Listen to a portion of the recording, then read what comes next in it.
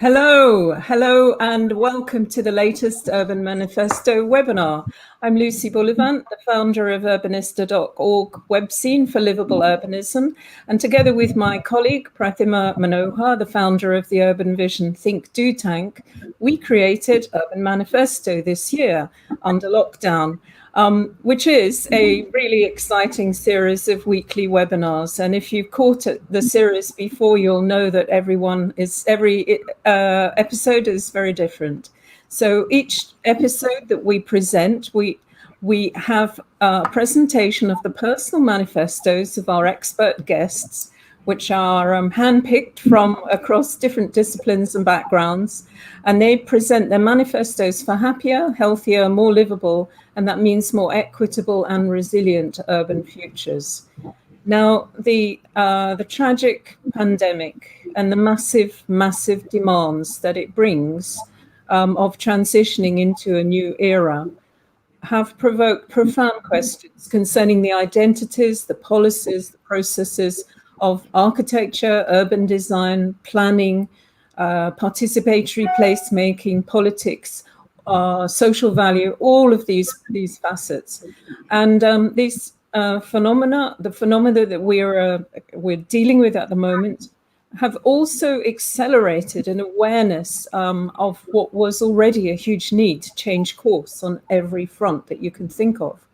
So in helping to meet the challenges brought about by COVID and at the same time, the climate emergency above all as well, and nurture a genuinely livable, sustainable future, Urban Manifesto offers you opportunities to learn, but also critically to unlearn old ways that have lost their relevance or which are downright unhelpful at this point in the 21st century.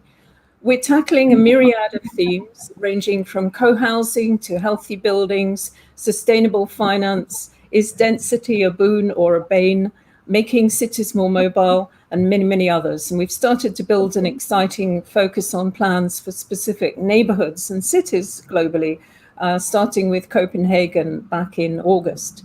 And we would love for you to keep watching our urban reset roadmap, as we also call it, for progressive, resilient, and responsible urban change.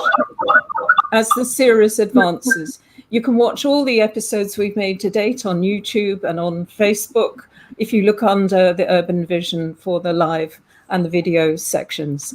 So how Urban Manifesto works very simply is that each week our guest or guests present their short manifesto of priorities, and then we explore the issues in a Q&A, and then we invite you, our audience, to ask questions of our speakers. So Prathima is now going to introduce the theme and our splendid speakers this week. So over to you, Prathima. Thank you. Thank you, Lucy, and welcome to yet another episode of the Urban Manifesto. And today we are going to be talking about how we can leverage the power of public markets as public spaces, as well as local economic development drivers. And I'm so thrilled to have the big evangelists for the movement of market cities around the world, actually, to join us today. Steve Davies, he is also the co-founder of Project for Public Spaces, and he's now the principal of Place Solutions Group. He's based in New York and very passionate about public market. Christy Daniel joins us from Canada today, and she is the director of the Livable Cities program at HealthBridge. I'm so thrilled to have both of you join us for this really important conversation.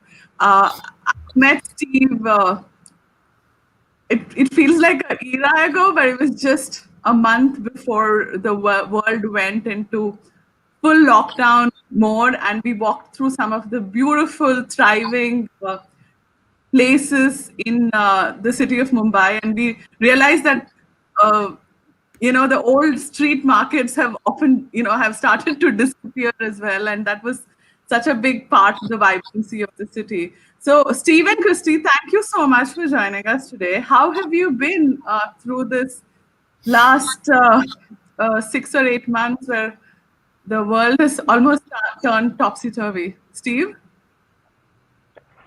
Well, thanks, Prathama and Lucy, for inviting me today. I'm excited to be here to exchange ideas and talk about what we're doing with public markets today. It does seem like a decade ago that it was only February 15th that we met in Mumbai, and I came back to New York on February 18th, and everything was normal. There was no change, and Christy and I had been at World Urban Forum, which had something like 12,000 people at it in Abu Dhabi, and could have potentially been a disastrous petri dish for the COVID. But anyway, I came back to New York, and on March 15th, I relocated to my summer house in Western New York, and have been pretty much here for the duration. I've been back to New York a few times, but it's been quite a period. But I've discovered how much you can do from your dining room table, and shows like this and working with Christy's been wonderful. And we may have gotten more done, by not having to travel everywhere and just focus on our work. So, thank you again for inviting me. Yeah, Christy, what about you? Thank you for inviting me as well. I think when the year began, Steve and I would not have predicted that we would talk at least once a week every year, but that's how things have played out. I'm lucky in that I have been working from home for 10 years. So working from home was not really an adjustment for me. The adjustment has actually been all of the calls. So I would say in a given month, I would have maybe 2-3 calls maximum. Well, I can easily have 2 or 3 calls in a day now, because people were traveling, and so things much more would be done by email. And so the calls are the big disruption for me. That's been a bit of a surprise. But I'm lucky. I live in a smaller town just north of Toronto. I have access to green space. I have a trail that's right out behind my house. So I've been pretty lucky in terms of how I've been able to weather the pandemic, that's for sure. So yeah, no, I'm glad to see you both digitally, and I know our lives have changed quite a bit over the last 6 months, and we're spending more time in front of our screens meeting all of you. One of the things that we do with the series is to ask your ideas or manifesto for the Great Reset. And our goal with this is to build back better. This crisis gives us the opportunity to rethink the future of cities. And I'm really excited to hear about your ideas for markets. So I have just pulled up the slides. So please tell us, what's your urban manifesto for the future of markets in our cities? So thank you, Prathama. We're going to talk today a lot about the value that public markets bring to cities and communities. But first, maybe I should define what a public market is. Very loosely defined, and that there's no really one definition of it.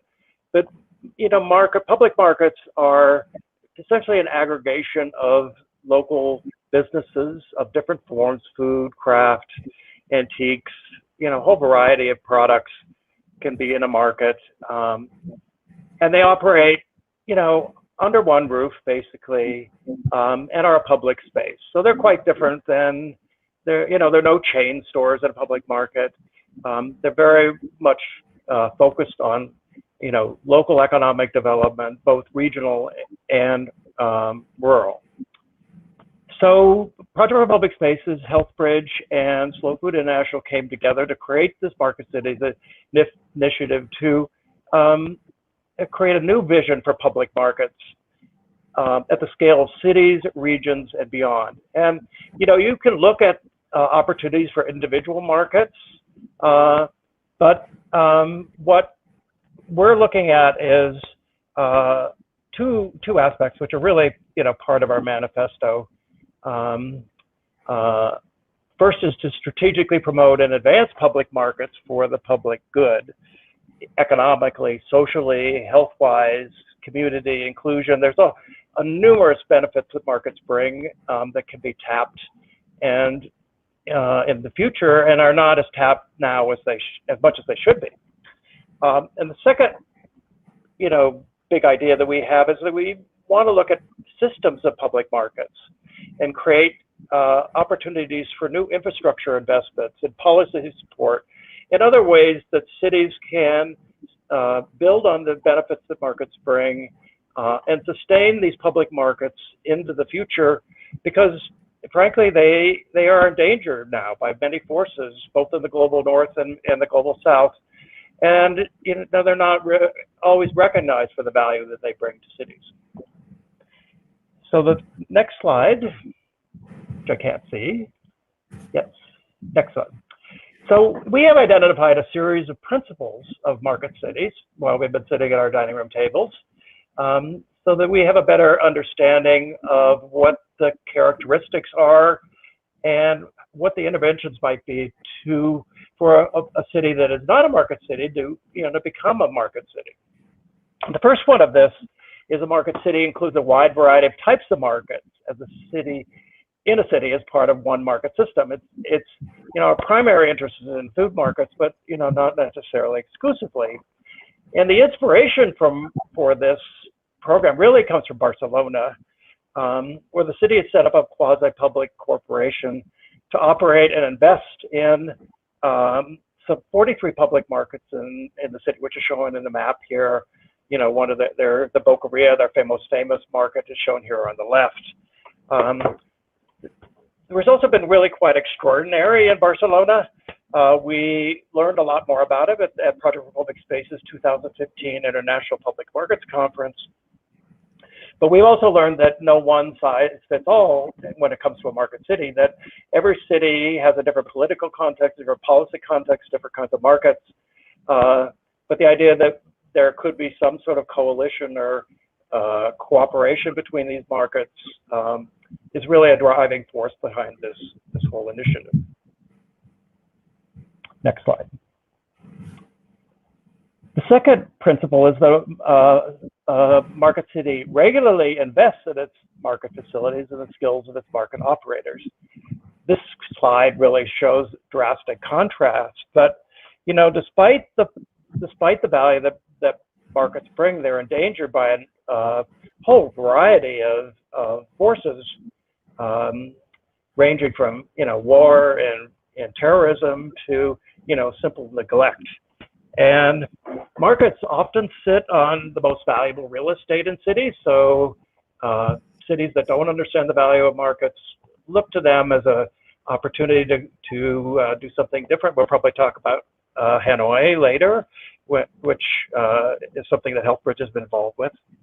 And the modernization of the food system and supermarkets have raised all kinds of health safety concerns in wet markets and public markets around the world, and markets have not kept up with the times in terms of food safety, and this is also endangering them. And finally, the markets don't have a lot of capacity. The management capacity, the vendor capacity is very weak.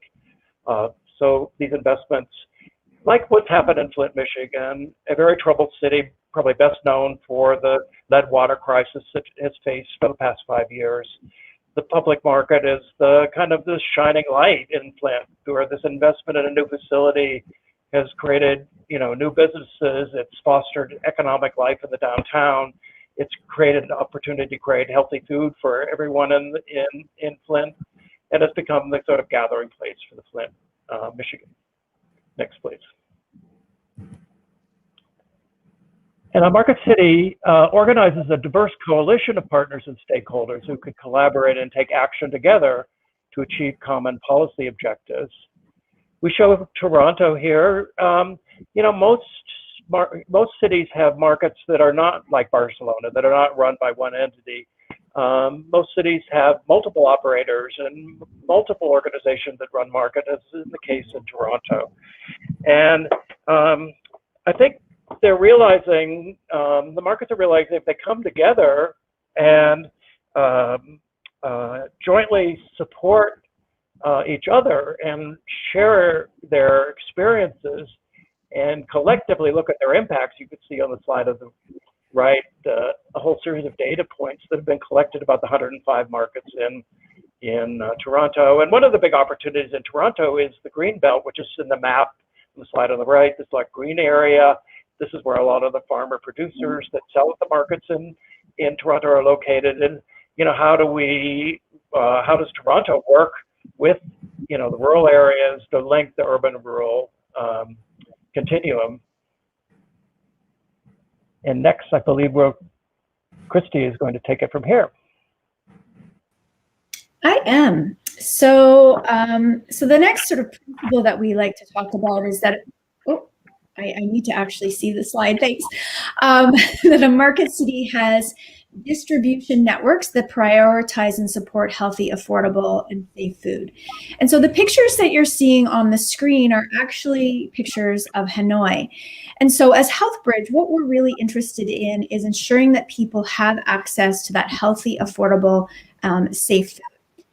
And we look to local as well, because there's lots of benefits to having food grown locally in terms of community food security and even national food security. And the situation that's happening in Hanoi is something that Steve has touched on already, where the idea of them, and so there's lots of markets, and that's the picture on the left there. So each triangle is a market, and then the circle around it, the orange circle, is the 800-meter walking radius. But the Hanoi government wasn't that excited by their markets. They didn't see them as modern. They didn't see them as places that they wanted to encourage. And so they actually instituted a policy where they were going to close down more than 50% of these markets because it was developable land. And so they wanted to develop the land. They were going to be putting commercial centers in them, many of which would then have shopping or supermarkets. And the problem with the supermarkets in many of the countries that we're working in is that they're not like the supermarkets in North America, where you can go in and there's lots of fresh food available, as well as then the processed stuff. The supermarkets typically are selling the heavily processed, salty, sugary, fatty foods. And by encouraging people to shop in those places, you're actually fundamentally changing the local diet. And so you're not then giving people access to an abundance of healthy, fresh food. And so we really wanted to make sure that the markets were preserved and protected in order to give people access to it. So that's really one of the reasons why, as HealthBridge, we're looking at the local public markets, is because we want people to be able to have access to the healthy, fresh food. So if you can go to the next slide. So the next principle that we're looking at is that a market city recognizes that markets are also public spaces. So they're not just places where you can access food and where retail happens, but they're actually community places where neighbors connect and communities come together. You can have lots of different social activities at a public space. And so the two pictures here show a little bit about that. And so the first, the two pictures on the left-hand side of the screen, that's a Cedar Rapids in the United States, and it's a Project for Public Spaces project. And it's an example of a new market that was developed after a catastrophic flood. And this has now become the city gathering place. And so they've created their market to ensure that people come together. And the example on the right is a HealthBridge example where we were working with an organization called Mafra Foundation. And this is where we recognized the importance of providing supports for women in the community. And so in many of the markets that we're working in Africa, they're female-dominated spaces. And as a result of that, the women have to bring the children to the market.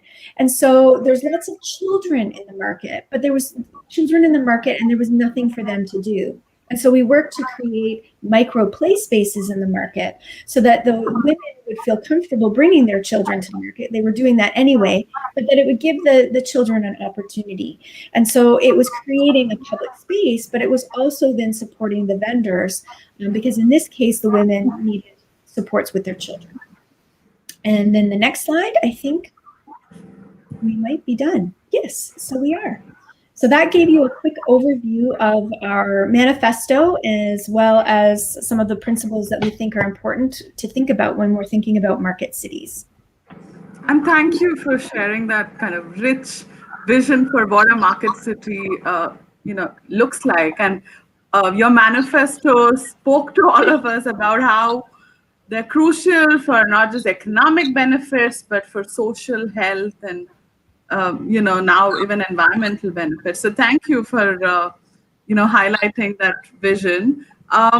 Lucy, comments on the manifesto before I move to the next question? Our first question. You're on mute, Lucy. Apologize, sorry. So I was familiar with the market city principles beforehand, but I think that you present a very, very cohesive and coherent, vivid picture of the principles and why they're so important, because they are so holistic, combining the need for regular investment, the coalitions of stakeholders on policy objectives, the diversity in their identity of our markets, distribution networks, cultural heritage value, and cities also such as Hanoi coming to an awareness of how much they need to reassess the value of the market as a community ecosystem. So yes, I think it's really wonderful. I have a number of questions, but so I think it's Prathima's turn for the questions. This pandemic has triggered the biggest economic crisis of our lifetime, and the strategy for revival out of this should focus on market cities and being more vocal for local. So I'm so glad that we're having this important conversation at this time. And my first question to both of you is, historically, markets and streets were very much connected, often streets being the setting for marketplaces.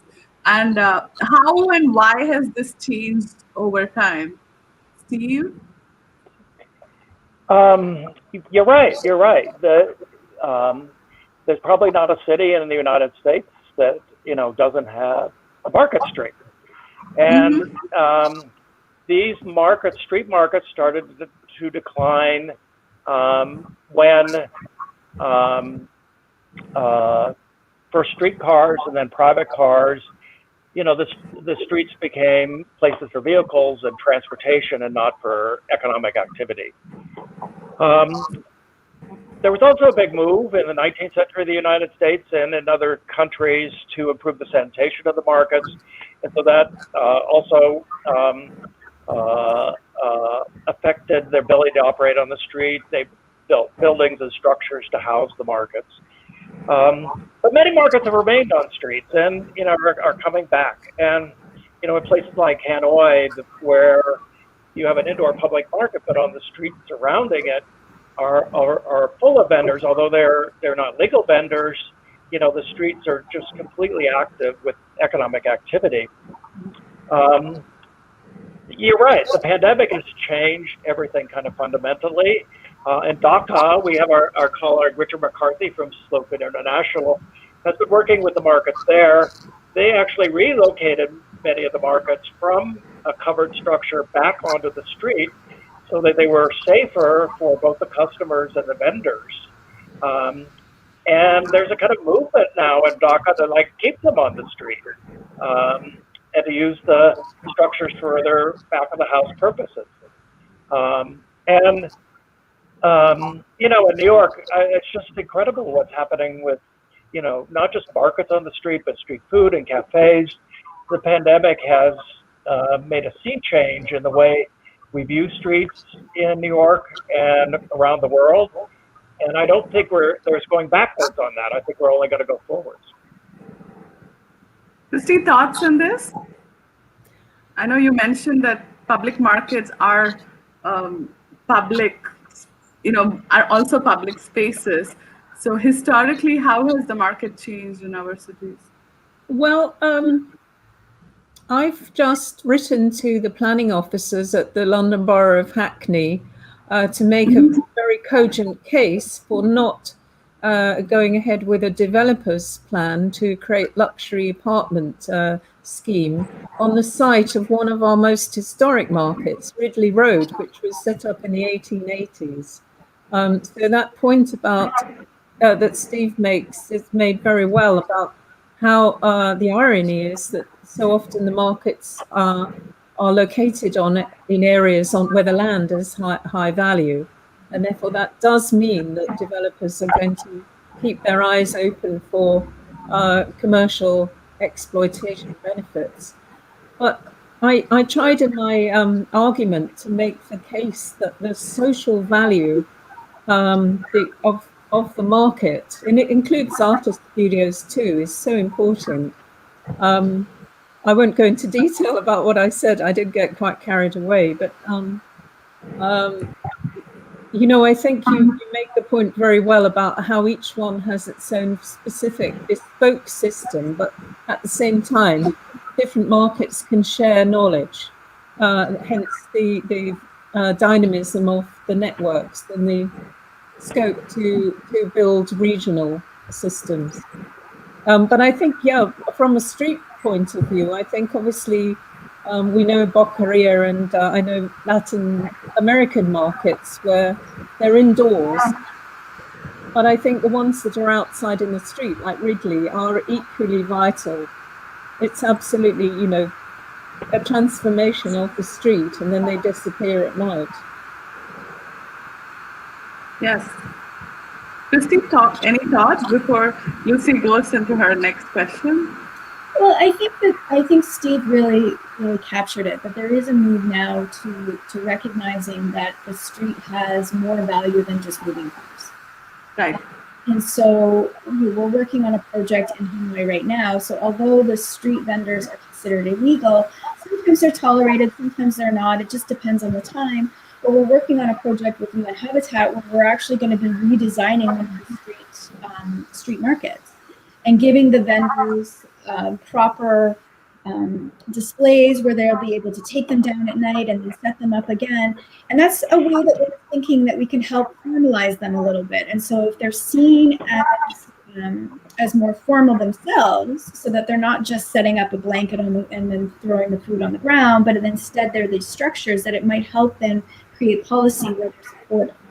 But I think the key is to get cities to start thinking about streets as more than just, especially in the city environment, is more than just roads to move cars, but to, in fact, be places where people can interact. So I think that's the key. Yeah. Lucy? I'd like to ask Steve and Christy an individual question, one for each. And in both cases, I've been considering the particular examples that you cited, neither of which I know much about or anything about, really. So that's why I'm keen to know more. So take the case, Steve, of the Cedar Rapids, very successful city gathering place now, Cedar Rapids in Iowa. Tell us a little bit, how has this market project as a place revitalize the local economy for and with the local community? Because here is a market which has come in the aftermath of a terrible flood, I think it is, and you know, starting from zero, building from the ground upwards. How did they manage to become so effective so speedily? Well, it's the power of citizen action. This was not a city initiative. It was something that a group of citizens led by a expat from New York City who had moved to Cedar Rapids. And there was a even before the flood, there was a real lack of public gathering places in the city. And so this group formed to kind of create this public market. They weren't sure what it would be or where it should be. So the first thing that we did was find a location for the market. And I think, you know, it's important to say that the impact, the economic revitalization impact and the other impacts that markets have are not accidental. They are strategic. And so when we were looking for a market site, and we were offered, you know, the public library, the bus terminal, a science museum, all of these buildings in the city were empty and needing of a new use.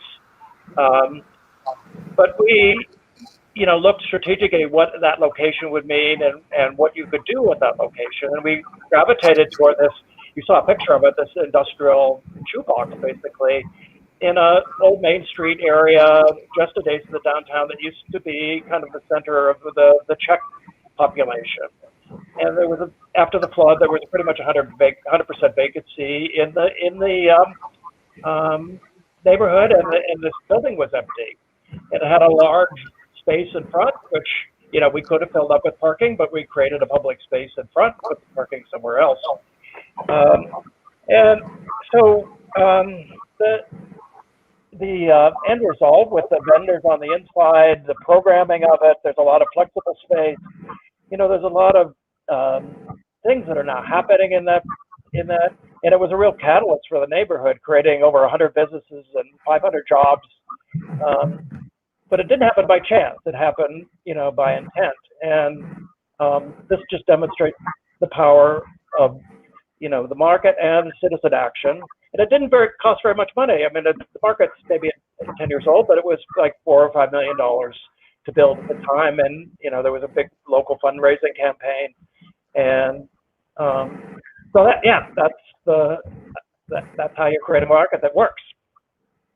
Definitely, I hear you, because I was in Riga in Latvia last year and was shown a magnificent old market building that actually was taken out of use, very strangely. And due to community action in the last few years, it is actually now being brought back into use. Community members working with a developer. So, Christy, thinking about the example of Accra, where you particularly mentioned the benefit to the mothers and children, markets as social spaces. I went to a wonderful market in Mexico City where on the upper floor, alongside multi-ethnic cuisine restaurants of the most wonderful kind, there was a lovely cooking school for the local people, for anyone, for tourists, for neighborhood dwellers and so on. So how can public markets are very enduring, but they're also very versatile. In this current climate where we're thinking about food poverty a lot, the impacts of the pandemic on the poorest members of society, how can markets benefit social access to healthy, fresh food? If you could say a bit more about that, it would be super. Sure. Well, so what we've been finding is that the markets are the most accessible for people living in poverty to access. A number of reasons for that. And so there was a really interesting study that was done out of, I believe it was India, where the vendor, because you actually can negotiate price when you go and you talk to a vendor within a market, right? So it's not like a supermarket where every item has its price and that's the price and that's the end of it.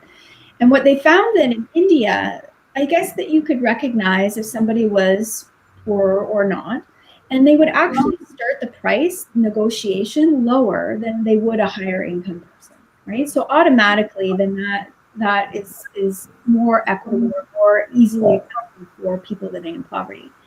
But in addition, if you only have $1, let's say pretend that the currency is dollar. So if you only have $1 today, you can go to a market and say, I have $1. Can I please have $1's worth of rice? And they will give that to you. You can't get that at a supermarket, right? So the only thing you can do at a supermarket is buy a bag. And so if you have a little bit of money, then the market allows you that opportunity to buy that. And so that's two really important ways that people who are living in poverty can access healthy food. But the markets are also an important place for people, especially low-income people, to gain livelihood. And so it's especially important for women in many countries, not all. So for example, the work we're doing in Bangladesh, the market sellers are typically men, although the market buyers are typically women. But if you look at Hanoi, if you look at all of the markets that we're working in Africa, they tend to be automated spaces. And so they're places where people can access income. And I think that it's really important when we think about informal vendors that we really consider, and this is one of the reasons why we think they're really important to preserve the informal vendors, is that many of the countries that we're working in don't have a social safety net. So it's not like Canada where, if you lose your job, for example, during the pandemic, lots of people in Canada lost their job. The federal government came in and now paid people essentially to stay home. We don't have a system like that in many of the countries, most of the countries that we're working in. And so if you're somebody that loses their job or is new to a city, the very first thing you're going to do in order to gain an income is buy a product and then try and sell it as an informal vendor somewhere. And so the informal vending and that informal community actually acts as a social safety net, because if you lose your job or something happens, at least you can go and buy a product and try and sell it somewhere. And so there's a myriad of ways in which the markets actually then support, people living in poverty, if that makes sense. Absolutely. Yeah. And Prathima and I have both been to various London School of Economics Urban Age conferences at different cities around the world, including in the global south, where we've discussed this whole issue, the value of the informal economies to the lifeblood of those cities, and not necessarily always fully recognized by the decision makers. So thank you very much, both of you. So Prathima. Steve, I want to talk to you about the work that you did in Detroit after the city went through, I think after the city filed for bankruptcy and had a huge economic crisis, where you worked with a group of foundations to empower, local farmers, create farmers markets, and enable more local kind of food entrepreneurs. Talk to us about why this is important, and especially connected to the, why it is important to enable that authentic food culture in our cities, especially at this moment in time. Well, I think the bigger picture in Detroit, and the place that one of the places that people treasure most in Detroit is Eastern Market. It's a over 100-year-old market that operates primarily on Saturdays, although it operates a week. It's a shed market, has like 400 vendors inside the market, attracts people all over the Indian region from 45 minutes away. And they are the sort of mothership of a network of community farmer markets in the neighborhoods. And the neighborhoods in Detroit are struggling, and there's a lot of disinvestment. This predated the bankruptcy, actually. One of the things that we did with the Kresge Foundation and the Kellogg Foundation was to look at this network and see how we could capture more value and increase the opportunity of the markets to be public gathering places. So let me just talk about one project with a produce store in central Detroit operated by a community development corporation, and the store was called Peaches and Green. They had established a store because there was no grocery store in the neighborhood where you could get fresh products. It was all sort of junk food, local corner stores. But the market was an island. It was on this block. It was surrounded by vacant lots and vacant houses. But we worked with the community through a series of really interesting, fun events, including a harvest festival, to redefine this block as a public space. And we closed the street to traffic one day, and we got all these ideas. And the two things that the city, the committee wanted were jobs and more events like this. So through the support of Kresge, we were able to put an addition on the produce store, which has a shared use commercial kitchen and a community meeting room. So the kitchen's used by food entrepreneurs and by different people in the community who are cooking classes, really building a kind of culture of a neighborhood. And it's these kind of investments in the food culture, which is building a really robust citywide food culture in the whole city that, and it's being shared at the neighborhood level. I'm getting some feedback here, so I'm not sure where that's coming from. I hope it's not me. Is this better? Is it better now? Yes. Okay. Okay, go ahead then. We can hear you well. Oh, Steve, you're on mute. I think you put yourself on mute. Yeah, I think that's pretty much the story of Detroit. And there's this incredible mothership of a market called Eastern Market. These emerging markets in the neighborhood, but making them into places, centers of neighborhoods that are currently disinvested. We think, in the long term will help rebuild the neighborhoods as well as provide, opportunities for food entrepreneurs. Yeah, I think, and that's so important at this moment when, there's so much suffering, especially in India, right? I can see a lot of the entrepreneurs suffering due to this pandemic. And I hope that, kind of enabling them and empowering them becomes a key part of the road to recovery.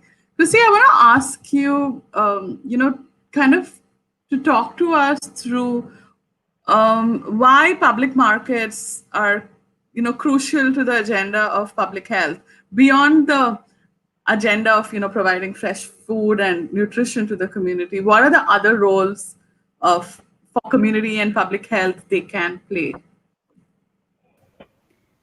Well, if you look at the determinants of health, I mean, so the determinants of health include things like, economics, equity, so income equality within a city. They look at social connection. So all of these things can occur within a market. And I've been trying to remember, there's a gentleman by the name of Dr. Trevor Hancock, and he was doing lots of work in Canada, I want to say in the 1990s. And he put forward a theory, and I wish I could remember it. I think it's something like 4 economies, where he talks about if we're actually going to build something that makes sense, we need to not just focus on what we typically think of as the economy, right? So money exchanging hands, but we need to think of, maybe he called it the 4 capitals. So, there's the economic capital, but then there's the social capital, and there's the health capital, and there's the environmental capital. And that if you actually create public policy that addresses all of those capitals, then you create something that's actually healthy for everyone. And I think a market can do that, right? So a market creates that social capital. We know that in times of disaster, whether it's a health disaster or whether it's going to be a climate change disaster, we know that those communities that are better connected, that have better social connections, do better in a disaster, right? So if you have climate disaster and your neighbors and that there's an elderly person that lives, in the apartment 2 over from you, you're going to go and make sure that that elderly neighbor is okay versus a neighborhood that doesn't have that social capital. Well, a lot of that happens, that those connections happen within the local public market. We certainly know that happens in the market, and I've talked a lot about that earlier, but I also think it's important for us to remember that especially in times of disruption, the healthier your population is going into the disruption, the better off you will be, right? So those countries that are typically considered healthier, so less income inequality, they have people who are not suffering higher burdens of chronic diseases, they're doing better as a result of with the pandemic than those places that aren't, right? So if you think about some of the countries that are not doing particularly well, and I won't pick on my friend Steve, but the United States isn't doing very well. We know that the obesity rates in the United States and the income inequality in the United States is massive. So it's not a surprise that they're not doing as well, irrespective of the politics related to that. And of course, you can't be healthy if you don't have a healthy environment, right? So if there's pollution in the air, there's air pollution, and you're seeing climate change all the time, and so markets can contribute to that by being the places to support local. Right? So rather than having food travel 1,500 kilometers, well, the food sometimes is being grown in the city. Oh, I think the dog heard a siren, and now I think someone's sorry about that. So the markets can contribute by connecting the rural and the urban together, and so the transportation chain becomes shorter. So there's they contribute to the economy. So when you buy from a local vendor in a local public market, that money is staying in that community because that vendor is then going to turn around and perhaps buy from another vendor, or they're going to be spending it in the community itself versus buying something in a supermarket where the profits for that are going outside of the community, maybe even outside of the own country, right? So there's just so many ways in which markets address those core capitals and lead to better health overall. Did that help answer a little bit? Yeah, and I think it just also painted the image that public health is so crucial to the resilience of our communities, and we've been so driven by GDP and how fast we are growing, and we don't seem to care about local food markets, which are better for us in terms of health, but also for our environment. So thank you for sharing that effort. Yeah. If you look at what happened with the pandemic, what was considered essential, right? Let's think about what was considered essential. Yeah. So food. Everybody needed access to food, and so in my community, the local public market was able to open up, and there was protocols that needed to be followed. People were wearing masks. There was sanitation. They were separated. You couldn't get close to the vendor. All of the things that we needed to do, but they were still able to open because it's essential, right? So if you look at the example that was coming out of Bangladesh, the military became involved in food distribution to the poor because it's essential. And so we can't separate, the things that really, really matter to us, breathing, clean water, access to healthy food. And I think the pandemic really highlighted what is actually important. And it also amplified the existing fractures within our communities and what we got wrong. And the global supermarkets and, bringing food from another part of the world, we saw through that kind of model, which was unsustainable. What was interesting, so we work in Kampala, and what was interesting is they found that the prices of the food in Kampala did not rise as a result of the pandemic. And there was some interesting things that the government did to keep the markets open. One unusual thing, they asked the vendors if they would sleep in the market, and so they provided them with tarps and things so that they could just stay in their stall because they didn't want people to be traveling from the market to home. But they found that the prices didn't increase, and that's because most of the food in the markets is coming directly from Uganda. So they actually had great national food security. Unlike Canada, a country like Canada, where we import, I think 50% of our food, a lot of that comes from the United States, we've closed the border. But they had to make sure, so the border, this big border between Canada and the United States is closed for the first time, I think, since ever. But they had to make sure that the trucks could still get across the border because of all of the trade that the two countries do. So we were still able to get food, but it is more expensive now because we don't have that national food security. And so I think the pandemic has just highlighted all of these things that there are many of us who have been for years, but governments haven't had to address it because there hasn't been a crisis yet. Let me just add that, there's a new report that's on the Project Republic's website about the result of 3 pilot studies, market cities pilots, Seattle, Pittsburgh, and Toronto. And in Seattle, the farmers markets had I wouldn't call it zoning classification, but they were classified as special events. And as a result, when the mayor canceled those special events, the markets got canceled. And so in order to, open them, there was a whole public process that had to go through to, make the markets essentially essential services. So I think a lot of what is happening is actually good for markets going forward. The government is paying attention. They have to pay attention. And if we have their attention, now we can, promote the values of the markets to cities and communities more effectively, and come up with local strategies that make sense, in cities around the world. Yeah, Yeah, I hope that's what happens out of this crisis. Thank you for those comments, Steve and Christy. And before I let Lucy ask the next question, I want to say hello to the community that is joining us during this conversation. I hope you're all doing well. If you have any comments or questions for Christy or Steve, please put it in the video comment box and we'll make sure to share it with both of them. And Teresa, I hope the sound is better now. Thank you for joining us. Tell us where you're all joining us from so we can see, where you're from, and tell us about how the market is in your city. Lucy, next question. So Till we wait for their comments and questions. Yeah. So here's a question about Project for Public Spaces whole concept of the market city and its adaptability to different scales of urban conurbation. So last year this is for both of you.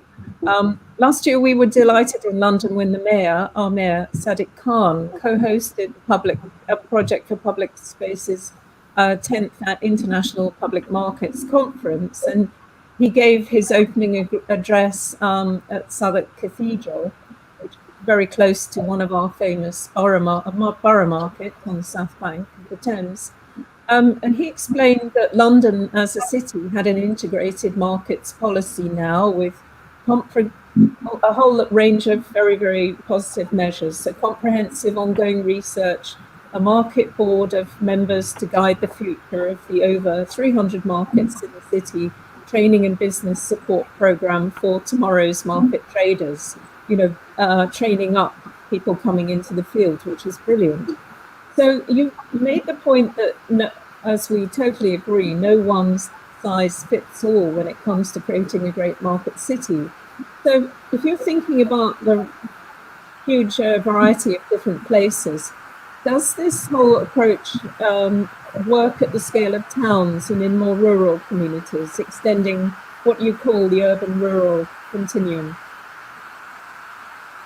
Well, first let me tell you, I was involved with planning that opening session for the conference. And, I know, it was just magical, to be in this, I don't know how many 1,000-year-old cathedral and next to a 1,000-year-old market. And, London, in many ways, is a shining light for, a mayor that's acted positively to begin to address markets in a comprehensive way. England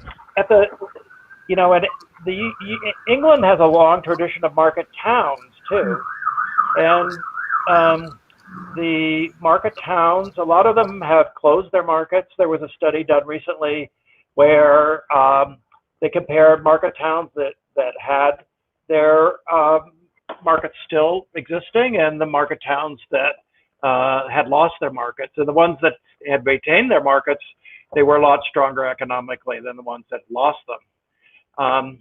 We talk about the continuum because the rural economy and urban economies are so linked these days. So you have, producers in the rural areas that can sell in the local towns, but they can also sell in the adjacent metropolitan areas. So these economies are much more linked than people think about, and there's certainly a lot of opportunity to increase those linkages and think more holistically about how markets can facilitate rural development, the creation of farms and what infrastructure farmers need in order to produce more product.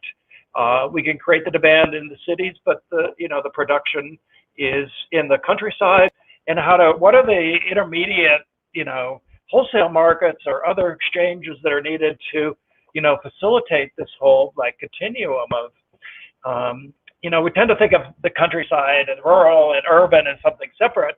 We like to think of it as, basically the same thing, part of the same system.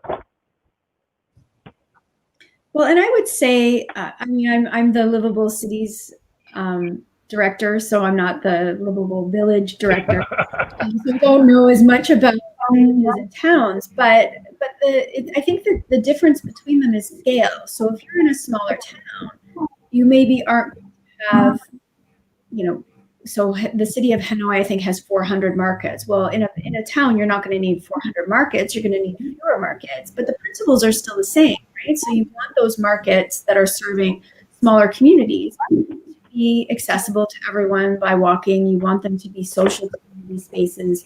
You want them to be able to support the vendors. You want to support a diversity of products and a diversity of people.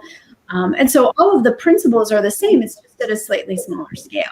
And how different communities would tackle their market cities is really going to depend on that city itself and what the priorities are. And one of the things that we are recommending to most cities is that we start with measuring their markets and understanding what they have, understanding this asset that they have.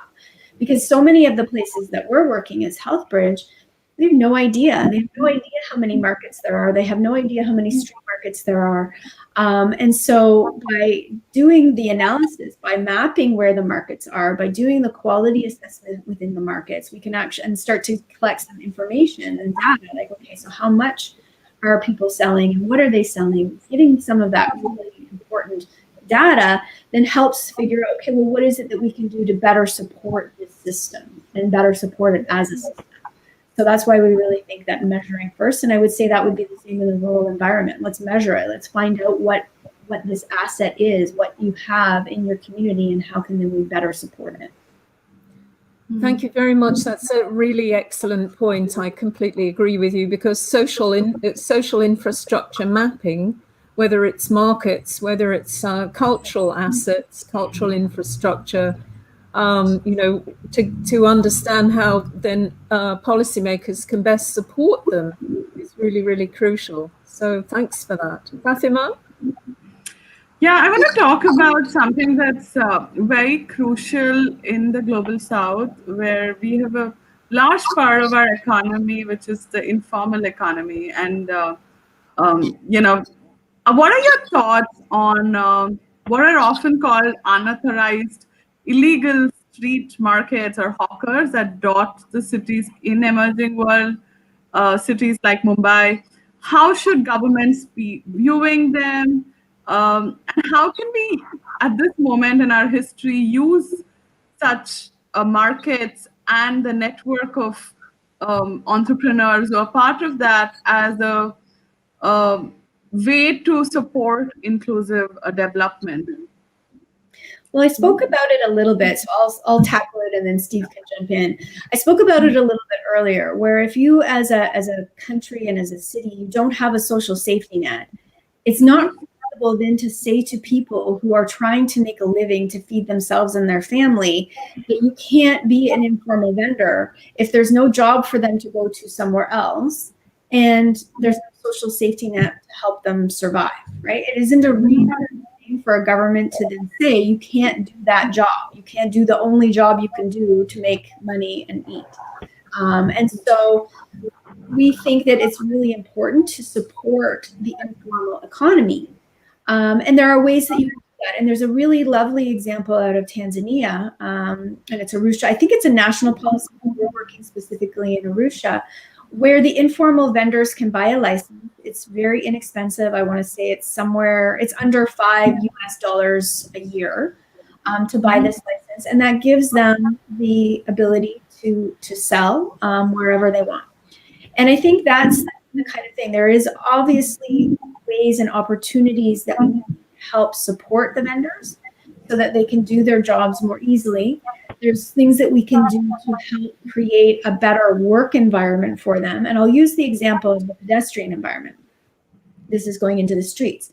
So often what happens when governments are implementing, as in the countries that we're working in, so in Asia and Africa, they say that they're going to do something for pedestrians. That usually means they're going to kick off the vendors off of the sidewalk or the footpaths, right?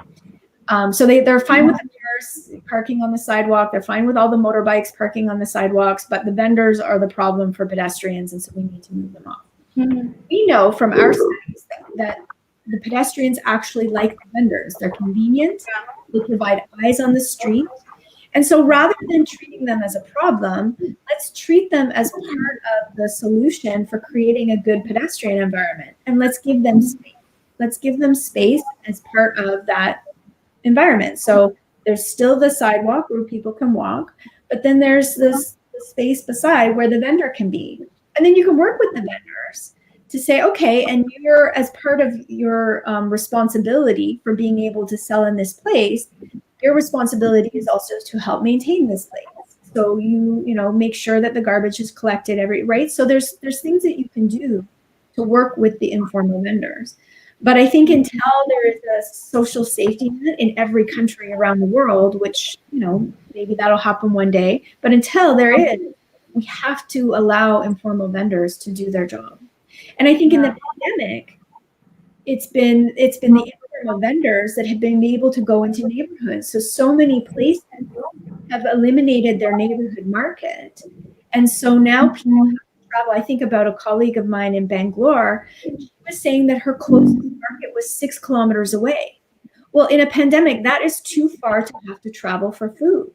So she goes to the local informal vendor in her neighborhood because that's who she can walk to within 200 meters. And that's where she would feel safe because it's in her neighborhood. She doesn't want to have to leave her neighborhood, and I don't think she can during lockdown. So there's lots of ways that, and I think governments should look at this as an asset for their community and look for ways, again, that they can better support the vendors as opposed to something that they should be getting rid of. And I think this is such an important agenda because in a place like India, for example, 90% of our workforce outside the agricultural economy is the informal workforce. So we need to start creating incubators and innovation hubs for street markets, and to enable them. So I love the vision that you both have outlined. I think there's a role for markets to play in the informal economy as well. A lot of cities, even New York City back in the 1930s, Mayor LaGuardia decided he wanted to get rid of all the pushcart vendors, so he created these markets that put everyone inside. And Bogota has recently done something that's pretty much the same. These markets are not always the best location. And so the vendors end up struggling and then gravitating back to the street wherever they can. But we know that markets provide a certain amount of infrastructure in terms of operation and management, and so the cleanliness issue that Christy talked about. And why can't they expand their purview outside the market walls? In Hanoi, there's informal vendors around pretty much all 300 of the markets. All these vendors are illegal. Well, if they were put under the operating structure of the market, that would, and if the market was helping the vendors grow their businesses and, go from subsistence to something that could really be a force for upward mobility, then that could be a kind of a game changer for the street vendor. And, you can begin to, we've included informal markets as one of the types of markets in market cities, because we recognize that maybe you could create a bit of a formalized structure that would help organize the vendors physically on the street and dealing with some of the operation and maintenance and help the vendors grow their businesses. And I think the same is also for public spaces. So just, Steve and I have been focusing on the street, but there's lots of vendors in open public spaces, like parks or playgrounds in many of the countries that we're working in. And so again, provide space for them, and engage them in maintaining their place. And so there's lots of opportunities. Yeah. No, I like to say, I teach a course called the Economics of Place at Pratt. And the theme of that course is that investments in public spaces create value for cities. Mm-hmm. And who's capturing the value? Mm-hmm. Is the big developer capturing the value? Or is the street vendor capturing the value? And if the street vendors in New York are, they have like 12 locations they can sell it. And, meanwhile, developers are capturing all kinds of value from investments in public spaces. So it's really a matter of equity that we need to look holistically at our economies and not just at the top of the economy. That's such an interesting way to look at inclusive development, and I hope we pay more attention to that agenda outside this kind of dark tunnel of the pandemic. Lucy, last question before we wrap, because I think we're already out of time, but this is such an important and inspiring conversation. Well, actually, this is a question apropos of what we were saying just now about assets of community value. It is actually in policy, in the policy world, it is actually a term here in the UK. And I'm curious to know whether it is similarly a term in the USA and in Canada, because the market I referred to just now, Ridley Road in Hackney Council, already earlier this year, acknowledged that the Ridley Road market itself was an asset of community value. But when they actually showed the map of where they drew the perimeter line, it wasn't the whole street. So a lot of the street traders were not inside the red line, they were outside it. And it means that actually their support and acknowledgement is only partial. It's not comprehensive, and therefore it still leaves the planning officers open to they can develop it in a different way. So is it a term in your countries?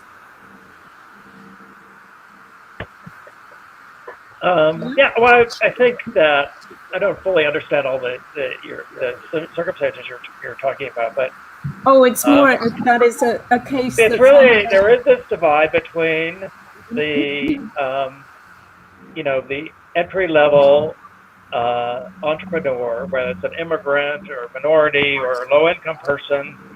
How do they enter the economy? What is the responsibility of cities to accommodate that kind of economic growth, and also have developers, recognize that has value and that they should want to, incorporate these kind of markets into their own development. Mm-hmm. Yes, it is a term that can support markets as communities. However, it is like all political policy tools, it can be used in a way which is potentially unhelpful. So in this case I'm referring to, the market traders haven't yet won their case. So, but it's very, very valuable to have a recognized term like this for this so valuable ecosystem. I think we need more freedom of the streets, as you were saying. Well, and what was happening in, places like New York before the pandemic are these proliferation of food halls, which, in theory are a form of market, but, these are, local food entrepreneurs that are creating value for the developer. They're paying a ton of rent. It's very expensive to become a business in a food hall. They're very profitable. But they don't really get much value back. And then social value is the bottom line, isn't it? Yeah. So we have to break through this. And, the fact that the pandemic has enabled you to open, 1,000 cafes in New York City, like overnight on the streets, and, the street vendors are like, they have gone from being these isolated, like, carts to being part of a whole, like, rethinking of the street structure. And we've said this before, but I think that's a real opportunity for the future. Yeah. Well, thank you.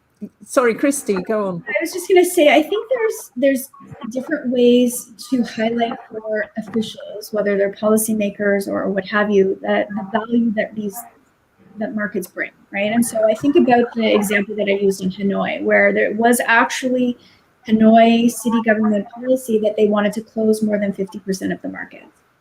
And so what our local team in Hanoi did was they organized a Save the Markets campaign, that's what we're calling it, but where they were giving people an opportunity to talk about how important the markets were to them personally. We provided, an avenue to explain to people who maybe have forgotten that Hanoi was the original name of the city of Hanoi was actually Market City.